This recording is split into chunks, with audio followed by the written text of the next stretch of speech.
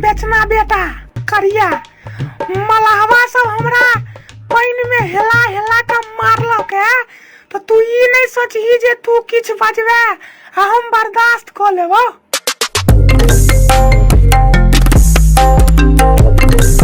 की रे भोलिया रोपनी भ गेलै की सबटा रोपनी भ गेलो की कहियो सबटा बिया त दहा गेलै बाढ़ में आ की रमभद्रा पोता चोरा लेलक सार की पता। एखन तक कोटा वाला चाउर गहूम भेटते छौ ने तहन तोरा कोन चिंता छौ रौ। जहिया से चाउर गहूम बांटे वाला डीलर के बहु वीडियो साहब संगे उड़हर गेलन हैं तहिया से चाउर गहूम ल के घर में छथिन आ ठुकरा के मेरा प्यार मेरा इंतकाम देखेगी गबैत रहे छथि। हाँ यार ई बात तो हमरा ध्याने पर नहीं रहल यार तू सच कह रहल छ यार। हम तो काल परसू गेलो रही उनका ओइठमा डीलर साहब ओइठम मतलब डीलर साहब ओइठम। हाँ यार भोली हम गेल रहिए डीलर साहब ओइठम आ कहलिए कि ये डीलर साहब ई बहू के चक्कर में अहाँ ई कोन नटंकी ठाड़ केने छी। एना कहल हुन। हाँ यार हम कहलिए कि अहाँ के बहू के चक्कर में हम सब अपन बहू से मार खा के प्राण दो दिए की आकि पूरा देह पर बेलना के छाप लो लिया। एना तू कहल हुन हुनका तो फिर वो की कहल खून। की कहियो बाजे बेर में त बाइज देलिए आ हम ई बिसर गेलिए कि पूरा इलाका के सबसे महान बलिष्ठ आदमी छथिन। आरो बह की केलखुन रा। की कहियो यार सार वह ठुम एकटा 1 क्विंटल वाला चाउरक बोरा राखल छलैया ओकर मुंह खुजल छलैया वह में ठोठरी पकड़ के 5 फीट अंदर तक गोइत देलैथ पूरा वह बोरा में। आरो बह के की कहियो नाक मुंह कान सौसे पूरा चाउरे चाउर घुस गेल।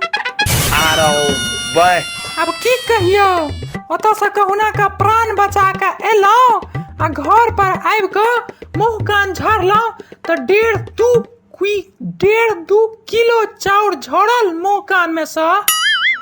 आरो बह आब करिया हम जा रहल छियो धान रोपै लेल। कारी बाबू ओइठम चल के भांग खाइ छी की धान रोपनी में जा रहल छै चल कारी बाबू ओइठमा चल के भांग खाइ छी आराम से। धो जै दिन का धान नहीं रोप जाय छियै तै दिन का घर में खेनाइए नहीं दैया। अरे भाई ऐ बेरोजगारी भरल सीजन में हमरा त घर में रह दैया से बहुत पैघ बात छै। कथन त तोहर सत्य छौ बिल्कुल। रौसार सब तू सब त खा पी के गप लड़ा रहल छै आ ओतो खेत में हमरा अकेले धान रोपैत डाँरक हड्डी ससैर गेल। किया से भोरे भोरे 15टा जोन हरबाह के चाह पिया के लो गेल रहिए से सब कत चल गेल। एकर माय के कहलिए जे एतेक जल्दी जलखै नहीं भेजियो मुदा तैयो 9 बजे जलखै नाश्ता भेज देलकै। सार के सब जोन हरबाह सब नाश्ता क लेलकै आ हम इम्हर धान रोपे पर ध्यान देने रहिए ताबे एक का भीतरे सब ससैर गेले। अहाँ नाक के नीचा से सबटा जोन भाग गेल आ अहाँ कनिको ध्यान नहीं देलिए। अहूँ आब बूढ़ भेल जाइ छी धीरे धीरे। अरे यार हम सब संगे मूड़ी नीचा क के धान रोपे छलिए जहन मूड़ी उठेलिए तहन देखलिए जे हम अकेले धान रोप रहल छी और कियो छै नहीं। सार सब कखन ससैर गेले खेत से पते नहीं चलल। आरो बॉय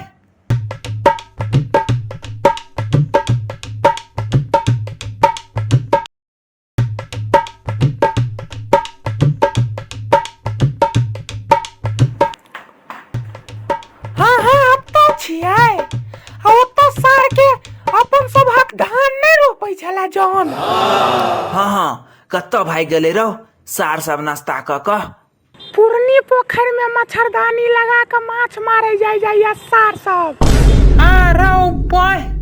एतबे नहीं सार सब मच्छरदानी वाला गीतो गावे छल। अथी मन कर सिलावट पे लोढ़ा से फुट दी जवानी राजऊ कोना सोबत सन कट तानी चानी लगा के मच्छरदानी राजऊ। मार भात खेला के बाद तो तू पूरा घर के माथ पर उठेने रहे छ आ ओकरा सबके माछ मारे देखलहिन तो तोरा बुते किछ नहीं कैल भेलो। है खखरी के नाना खाली घर में ये आग मुतैत रहत, एकर सिट्टी पिट्टी घूम भ जाय छे बाहर जला के बाद ई डरपोक भ जाय छे, बाहर निकले देरी खाली घर में पारा जका इम्हर से उम्हर बौआइत रहत। हम कहलिए जे यौ अहाँ हमरा ओइठाम जलखै क लेलिए या आ धान रोपनी टाइम में हत्ता आबि के माछ मारै छियै, चुपचाप चलियो धान रोपै लेल। आरो बह के त 4 गो मलहवा हमरा पकड़ के पोखरि में फेंक देलक। राउ बह ओकर बाद मच्छरदानी वाला जाल फेंक के माछ जका टाइन के ऊपर केलक सार सब। अरे बह तोरे माछ बना देलकौ। 25 बापते छलै सार सब, अगर अकेला अबितै त सबके देख लैतिए। रे भाई रे जाहिल जनमल खखरी, तोरा किछ कहल नहीं भेलो? हम तो तोरा सियार बुझै छलुए, मुदा तू त गधा वाला गोबर निकलले रौ सार बेचना बेटा करिया मलहवा सब हमरा पाइन में हेला हेला के मारलक है, तो तू ई नहीं सोचही जे तू किछ बजबे आ हम बर्दाश्त क लेबो। रे बह खखरी तूहू करिया के कम नहीं बुझही, बड़ तागत छै, रोज हॉर्लिक्स आ रोटी खाई छै। रौ सार हाय हा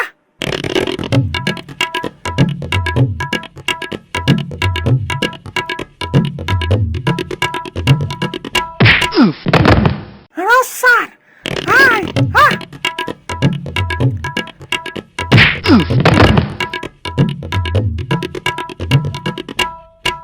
धूर बुर भोलिया कहाँ के मंगनी में पीठ तरवा देला रहो, लेकिन इस सार 1.5 बीत के छौड़ा तक ताकत कता से आले रहो, 2 बेर उठा के बजाड़ देलक। अरे यार हम बिसर गेल छलिए यार, ई सार खखरी ब्रोन बीटा आ हॉर्लिक्स 3 टाइम मिला के खाई छै यार, वएह से तो ताकत आबि गेलै यार ई स्क्रिप्ट बोरिंग भेल चल जा रहल छो, कहानी मतलब पूरा बोरिंग बुझा रहल अछि। के लिखने छले एना रो स्क्रिप्ट के? ई कार्टून ओते बढ़िया से नहीं बनलो, पता नहीं के लिखने छले। ज्यादातर कहानी तो अभिकाशे भैया लिखे छै। इहो वह लिखलखिन है, लेकिन ए कार्टून में मजा नहीं एले यार। हाँ तो यो सब्सक्राइब कर दीजिए यो। हाँ सबके चक्कर में कार्टून बनबै में लेट भ जाय छै, चुपचाप बेल आइकन दबा दियो। भ गेलो तोहर सभक नौटंकी, त कहानी अतै खत्म कर। प्रणाम सब गोटे के, हम छी अभिकाश झा और स्वागत करे छी मिथिला वॉइस प्रोडक्शन के यूट्यूब चैनल पर। तो अगर अहाँ सब चाहे छी जे हम ज्यादा से ज्यादा वीडियोस बना कर दिए तो प्लीज चैनल के सब्सक्राइब सबसे पहले कर लिया, और जतेक ज्यादा अहाँ सब वीडियो के शेयर करबे ओतेक जल्दी हम वीडियोस बनेबे। लाइक करू, शेयर करू, सब्सक्राइब करू। धन्यवाद।